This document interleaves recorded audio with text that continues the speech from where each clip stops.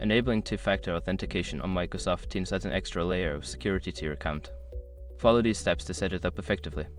Step 1. Sign into your Microsoft account. Go to the Microsoft account sign-in page and enter the credentials to log in. Ensure you are using the account associated with your Microsoft Teams. Step 2. Access security settings. Once logged in, navigate to the security section of your Microsoft account.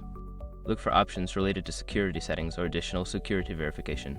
Step 3. Set up two-factor authentication. In the security settings, find the option for two-factor authentication or multi-factor authentication. Click on it and follow the prompts to enable this feature. Step 4. Choose your verification method. You will be prompted to select a verification method such as receiving a code via SMS, using an authenticator app, or email. Choose the method that works best for you and follow the instructions to set it up. Step 5. Confirm and test. After setting up your chosen verification method, you may be asked to verify by entering a code sent to you.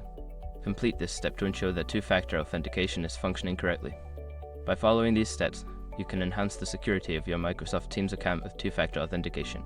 Always remember to keep your verification methods up to date for continued protection.